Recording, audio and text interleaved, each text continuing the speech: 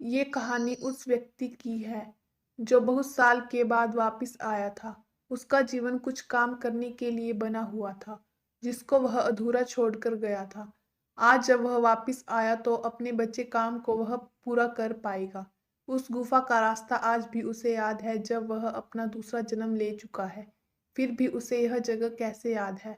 वह बहुत सोचता है कि उसे यह जगह कैसे याद है, पर उसे बिल्कुल भी याद नहीं आता कि उसे इस जगह के बारे में कैसे पता चला। वह सोचना छोड़ देता है और आगे की ओर बढ़ता है। जैसे ही वह गुफा के अंदर जाता है और देखता है कि गुफा में बहुत अंधेरा है। इस अंधेरे को कम करने के लिए उसने रोशनी की ओर देखा और बहुत रोशनी के बाद कुछ दिखाई देने लगा। और जो उसने देखा वह तो देखता ही रह गया, क्योंकि उसने पहले ऐसा कभी नहीं देखा था। उस आदमी के कुछ दोस्त सामने खड़े थे और वह उसे देख नहीं पा रहे थे। वह आदमी उनको साफ देख सकता था, पर वो उसे क्यों नहीं देख पा रहे थे? उसका तो दोबारा जन्म हुआ था। वह दोस्त उस गुफा में कर क्या रहे थे, वह भी सोच नहीं पा रहा था। उसने अपने आप को दिखने के लिए कुछ हरकत की, पर कोई फायदा नहीं हुआ। बहुत कोशिश के बाद वह हार कर बैठ गया और सोचने लगा कि यह सब क्या हो रहा है। कोई मुझे क्यों नहीं देख पा रहा है? कुछ देर के बाद सभी दोस्त उस गुफा से बाहर की ओर आने लगे। वह आदमी उन्हें देखता ही रह गया। वह भी उनके पीछे चलने लगा कि सब कहाँ जा रहे हैं। सभी दोस्त उस रास्ते से चलते हुए उस आदमी के घर जा रहे थे। जब उसने यह सब देखा कि यह तो मेरा घर है, यह सब मेरे ही घर क्यों जा रहे हैं, इसका पता लगाने के लिए वह भी उनके पीछे गया। जब उसने देखा कि वह घर के अंदर आए और मुझे आवाज लगाने लग गए। अरे मैं तो उनके सामने हूं, पर यह आवाज किसे लगा रहे हैं? कुछ भी समझ नहीं आता ये क्या हो रहा है। तभी हड़बड़ाहट में वह आदमी अंदर गया और देखा कि उसके माता पिता सुबह का नाश्ता कर रहे हैं, और खुद को देखा तो अभी तक सोया जा रहा है। अपने आप को सोता देख थोड़ा डर तो लगा, लेकिन कुछ समझ नहीं आ रहा था कि ऐसा कैसे हो सकता है। तभी सभी दोस्त अंदर आकर बैठ गए और उस आदमी की माता उसे जगाने के लिए कमरे में आई।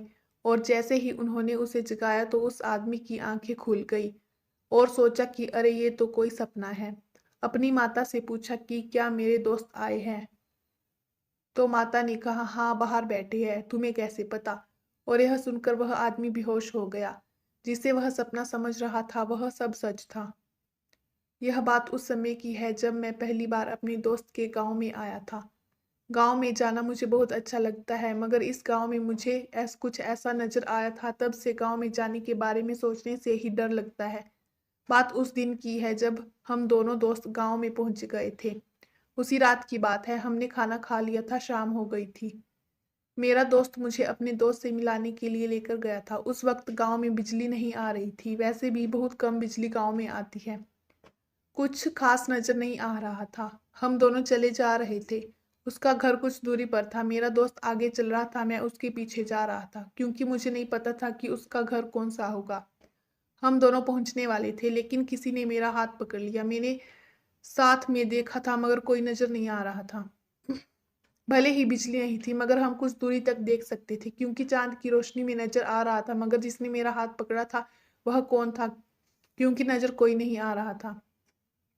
मैंने अपने दोस्त को यह बात बताई। वह कहता है यहाँ पर हम दोनों हैं, हम दोनों के अलावा कोई नहीं है, तुम्हारा वहम होगा। हम दोनों उसके दोस्त के घर गए थे। हम सभी बातें कर रहे थे, मगर मेरा ध्यान तो उस वक्त में था जिसने मेरा हाथ पकड़ा था। मुझे समझ नहीं आ रहा था वह कौन हो सकता है। अगर कोई होगा तो वह नजर क्यों नहीं आया? बहुत अधिक बातें मेरे ध्यान में चल रही थी, मगर कोई जवाब नहीं था। कुछ समय बाद हम दोनों वापस आ गए। इस बार मैं पीछे नहीं चला, क्योंकि मुझे बहुत अधिक डर लग रहा था। मगर आज भी वह बात सोचकर बहुत डर लगता है। मुझे लगता है उस गांव में जरूर कोई है, मगर कौन है मैं नहीं जानता हूँ। उसके बाद से उस गांव में कभी नहीं गया। कुछ बातें हमारे जीवन में ऐसी भी होती है जिनसे हमें डर भी लगता है, साथ ही पता भी चल जाता है यहाँ पर जरूर कुछ है। उस दिन घर आते हुए ऐसा लग रहा था कि कोई मेरे साथ चल रहा है, लेकिन उसकी आवाज ही मुझे सुनाई दे रही थी। कौन चल रहा है यह बात मुझे बिल्कुल भी मालूम नहीं थी। मेरे कदमों की आवाज के साथ साथ उसके कदमों की आवाज भी धीरे धीरे बढ़ रही थी। ऐसा लग रहा था कि कोई भूत मेरे पीछे चल रहा है, क्योंकि वह नजर नहीं आ रहा है। मगर उसकी आवाज़ मुझे साफ-साफ सुनाई दे रही थी।